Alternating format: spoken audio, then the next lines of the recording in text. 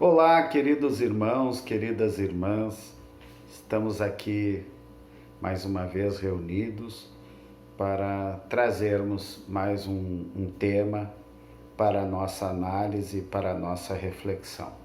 Mas antes vamos fazer uma oração para darmos início às nossas atividades. Vamos elevar o pensamento a Deus, nosso Pai, nosso Criador, provedor maior de todas as nossas necessidades, a Jesus, nosso mestre, nosso guia, aos bons espíritos, especialmente aos nossos queridos anjos da guarda, pedindo a Deus que nos abençoe neste dia, nesta hora, neste momento pelo qual estamos passando. Abençoa o nosso lar, abençoa os nossos parentes, os nossos amigos, os nossos vizinhos, os nossos colegas de trabalho. Abençoa toda a humanidade, Senhor, e nos proteja de todos os perigos, de todos os males. Conceda-nos, Senhor, oportunidades para progredirmos intelectual e moralmente. Em teu nome, Senhor, em nome de Jesus e dos bons espíritos, nós damos início a estas atividades, que assim seja. Escolhemos o tema Lei Divina ou Natural. Este tema, ele está no capítulo 1º da parte 3ª do Livro dos Espíritos, Lei Divina ou Natural. Os Espíritos nos dizem o seguinte, dentre outras coisas, esse capítulo é bem importante, a sua leitura e a sua compreensão. Os Espíritos nos dizem que Deus criou leis que regem o mundo material e o mundo moral. As leis que regem o mundo material são da alçada das ciências terrenas, né? Os cientistas se ocupam do estudo dessas leis, as leis que regem o mundo material. E as leis que regem o mundo moral, que é o mundo moral? É o mundo dos espíritos. Tanto o mundo dos espíritos desencarnados, que é o mundo espiritual, quanto o mundo dos espíritos encarnados, tá? Que somos nós. Tá? Então, são leis que regem a nós próprios, como espíritos encarnados, em nossas relações com Deus, conosco mesmo e com o próximo. Essas leis, chamadas leis morais, são da alçada do espiritismo, da ciência espírita, da ciência que trata do estudo dos fenômenos mediúnicos, tá? A ciência espírita. As leis de Deus, tanto as leis que regem o mundo material quanto as que regem o mundo moral, elas têm duas características básicas, tá? As leis de Deus, elas são eternas e imutáveis. São eternas e imutáveis como o próprio Deus. Dois dos atributos da divindade são esses, tá? Deus é eterno e Deus é imutável. Deus existe de toda a eternidade. E ele não está sujeito a mudanças. Então, as leis que Deus criou, que regem todo o universo material e moral, também hão de ser eternas e imutáveis como o próprio Deus. É lógico que as leis devem ser imutáveis, tá?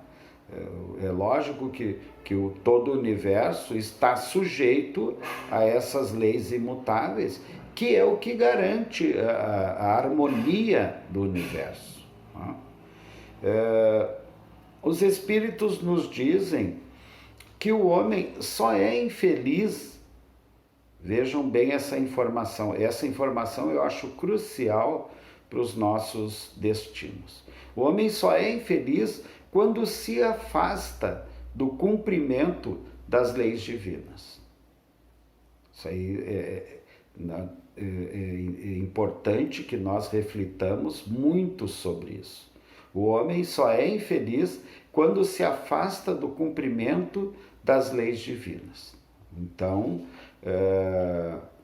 para que nós possamos cumprir as leis divinas, as leis morais criadas por Deus de toda a eternidade, nós temos que conhecê-las.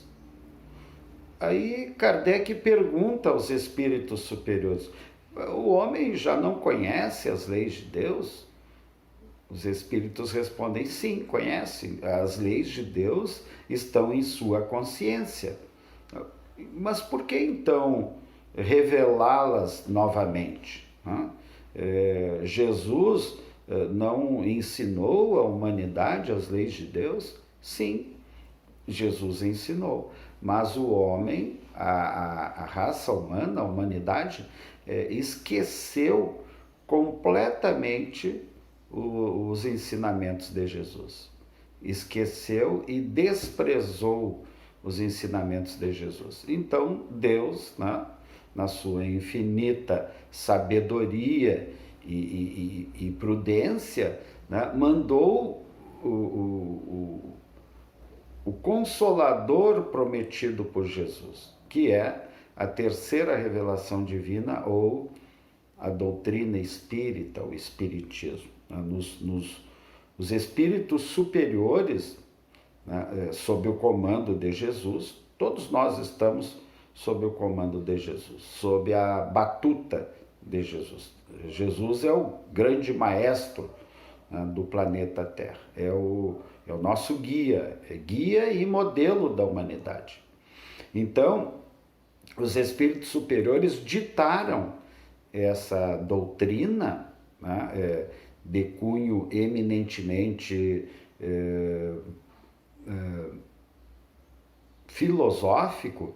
O espiritismo é uma doutrina filosófica obtida cientificamente, de consequências religiosas, na medida em que fala sobre Deus, sobre a alma, sobre o destino dos homens, sobre o bem e o mal, sobre o porvir da humanidade. Então, tem consequências religiosas. E foi obtida cientificamente. É bom nós deixarmos claro isso.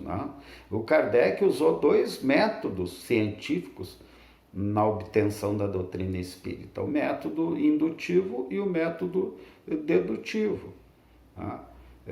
Ele analisou o fenômeno mediúnico, o fenômeno espiritual, aqueles fenômenos que ele teve acesso, diversos tipos de fenômenos mediúnicos, analisou, usou o método indutivo e o método dedutivo para obter a doutrina espírita. Então, por isso é que se diz que a doutrina tem um tríplice aspecto, o científico, o filosófico e o religioso. Mas a doutrina espírita é uma doutrina essencialmente filosófica. Tanto é que Kardec coloca, no primeiro livro da doutrina, coloca Espiritismo como sendo uma filosofia espiritualista. Bom, então nós temos que conhecer as leis morais de Deus, para nós podermos cumpri-las, apesar dessas leis estarem em nossa consciência. Mas nós esquecemos de acessar essa consciência e desprezamos as leis de Deus. Aqui cabe um parênteses. Nós todos, quando encarnados, somos submetidos às leis humanas. Então, com muita frequência, as pessoas esquecem as leis humanas, esquecem e as desprezam. Quando é que nós vamos lembrar que a gente esqueceu e desprezou uma das leis criadas pelos próprios homens, por nós próprios? Quando vem a punição. Quando nós somos punidos pelo descumprimento de alguma lei humana, tá? Nós aí vamos nos lembrar de que a lei existe e que deveríamos ter tomado consciência dessa lei e que deveríamos ter cumprido essa lei. Então, se o homem, né, as mais das vezes, né, despreza a lei humana e a esquece, imagina a lei divina, a lei de Deus, né, as leis morais de Deus. Então, Deus quis que os espíritos superiores nos trouxessem a Kardec essas leis divinas ou naturais, né? E Kardec colocou lá na parte terceira do Livro dos Espíritos todas as 10 leis divinas ou naturais, as 10 leis morais, né? Começa com lei de adoração, passa pela lei do progresso, passa pela lei da igualdade, lei de reprodução, lei de sociedade, lei do trabalho, até chegar finalmente na mais importante lei. São 10 leis, tá? Na mais importante lei, que é a lei de justiça, amor e caridade. Kardec diz que a lei... Kardec sugere, né, essa separação das leis em 10. E os espíritos superiores adotam, né? Kardec adota, melhor dizendo, Kardec adota essa separação da lei divina ou natural, das leis morais de Deus, em 10, e os espíritos superiores aprovam. Pode ser assim, né? Então Kardec começa lá com a análise da lei de adoração. A lei de adoração é que estabelece os deveres do homem para com Deus. Vejam que é a primeira lei. É a lei que diz respeito aos nossos deveres para com o Criador. O homem deve tudo a Deus. E a lei de adoração, na conceituação dos espíritos superiores, fala em adoração significa a elevação do pensamento a Deus. A elevação do pensamento a Deus. Através do quê? Da prece. Nós temos que estar sempre sintonizados com Deus. As nossas vidas dependem de Deus. O nosso destino depende de Deus. Todas as coisas que fazemos aqui na Terra, se não houver a aprovação de Deus, elas não acontecem. Então, se devemos tudo a Deus, inclusive a nossa própria criação, se fomos criados por Deus em um determinado momento, nós temos que estar constantemente elevando o pensamento a Deus através de uma prece. Essa prece pode ser feita a qualquer hora do dia ou da noite, em qualquer momento, em qualquer ocasião, né? E ela leva poucos segundos, poucos minutos, e ela deve ser uma prece do coração, de preferência do coração. A prece tem que ser espontânea, ela não pode ser lida ou repetida mecanicamente, como os católicos aprenderam, né? Jesus nos ensinou o Pai Nosso, e os católicos repetem esse Pai Nosso de uma forma mecânica, né? Então, a melhor prece é aquela vinda do coração. E só Deus precisa ouvir a nossa prece. É um momento íntimo de conexão com o Criador. A criatura se conectando com o Criador. Então isso é muito importante para nós, levarmos em consideração a lei de adoração. Mas, como nós dizíamos, a lei mais importante É a lei de justiça, amor e caridade. E os espíritos superiores conceituam justiça, vejam bem o conceito de justiça. Tá? Todos nós temos uma ideia do que seja a justiça, né? O conceito de justiça. Mas os espíritos superiores nos dão uma outra versão mais verdadeira. Né? A justiça consiste no respeito aos direitos de cada um. Respeito aos direitos de cada um. Se nós respeitarmos os direitos dos nossos semelhantes, nós estaremos fazendo justiça, agindo com justiça. E mais, Deus pôs no coração dos homens o conceito de justiça. Todos nós temos esse conceito incrustado em nossa consciência.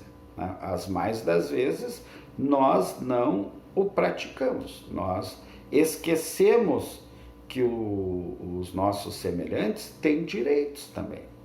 Nós queremos todos os direitos para nós e nada para o nosso semelhante. E por isso que muitas vezes a gente age injustamente, comete injustiças com relação aos nossos semelhantes por não lhes respeitar os seus direitos. Então a justiça, o conceito verdadeiro de justiça, né, tem a ver com o respeito aos direitos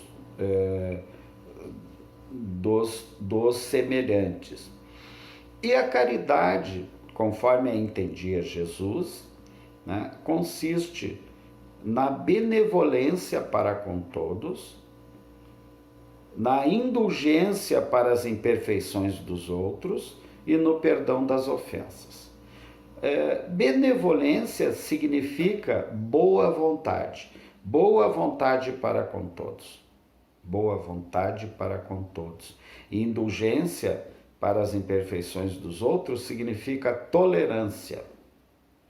Nós nos tolerarmos. Lá no Evangelho tem uma passagem que eu nunca me esqueço, que os espíritos falam sobre tolerância, né?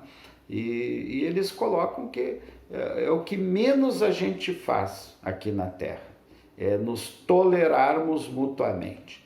Nós precisamos tolerar os outros porque, de nossa parte, precisamos que os outros tolerem as nossas imperfeições.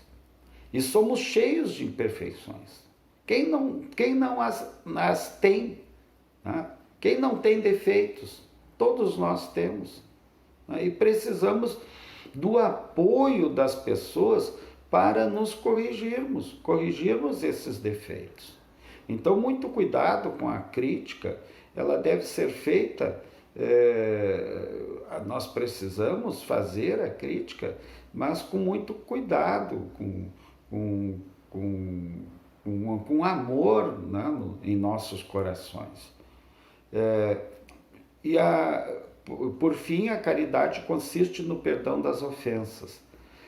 O perdão é bom para tudo, a prática do perdão é bom para tudo. A medicina já descobriu, né, que aquelas pessoas que perdoam e esquecem as ofensas, né, estão menos propensas a infarto do coração, né, menos propensa a um AVC, acidente vascular cerebral. As pessoas que não guardam mágoa em seus corações vivem melhor, né? Tem mais saúde que aqueles que não perdoam, que guardam mágoa, que guardam ódio, que guardam rancor. Né? Diversos órgãos do corpo humano são atacados em função desses sentimentos de ódio, de mágoa, de rancor, de sentimento de vingança. Né? Então, né, Jesus e os espíritos superiores corroboram, né, que a verdadeira caridade consiste também no perdão das ofensas. E o amor? Lei de justiça, amor e caridade. E o amor? Em que consiste o amor? O amor consiste em nós fazermos todo o bem que estiver ao nosso alcance, né, aos nossos semelhantes. Amar o próximo é fazer-lhe todo o bem que nos seja possível e que desejaríamos que nos fosse feito. Essa regra de ouro da humanidade, Jesus nos ensinou há 2000 anos atrás e a gente não aprendeu ainda. Desejais para os outros o que quereríeis para vós mesmos, dizia Jesus aos seus discípulos e à multidão de seguidores. Faça aos outros o que gostaríeis que os outros vos fizessem. Essa é a regra de ouro da humanidade.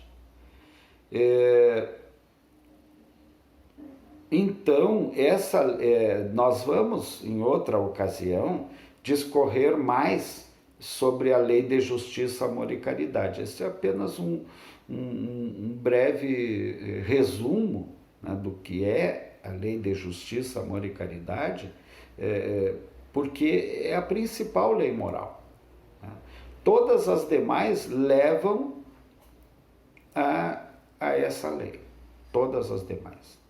E quem nos diz isso são os espíritos superiores, que ditaram a doutrina Allan Kardec. A lei de justiça, amor e caridade é a principal lei que nós devemos ter em conta, e os nossos atos, os nossos pensamentos e atos devem se pautar, né, com base nessa lei. Nós devemos ser justos, nós devemos praticar a caridade, porque não tem como, né, nós combatermos o egoísmo e o orgulho senão praticando a caridade. A verdadeira caridade. Dar esmola não é fazer a caridade. Né? A verdadeira caridade consiste na boa vontade para com todos, na tolerância para as imperfeições alheias e no perdão das ofensas. Essa é a verdadeira caridade. E amar o próximo, seja quem for, consiste em fazer-lhe todo o bem que estiver ao nosso alcance. Nós devemos ter cuidado na prática da caridade, porque tem pessoas que não precisam da nossa ajuda. Nós devemos saber que as pessoas têm necessidades reais e necessidades fictícias. Então, devemos atender as pessoas em suas reais necessidades. Nós temos que ter um pouco de sabedoria, discernimento, até mesmo para praticar a caridade. E dessa forma, estaremos evitando o abuso das pessoas. Existem muitas pessoas interesseiras à nossa volta. E nós temos que ter, até mesmo para a prática da caridade, nós temos que ter discernimento, auxiliar as pessoas em suas reais necessidades. E por último, para encerrarmos, né, a nossa pequena explanação, né, fechamos com as palavras de Jesus: amai-vos uns aos outros como irmãos. Amai-vos a Deus acima de todas as coisas, né, e amemo-nos uns aos outros como irmãos.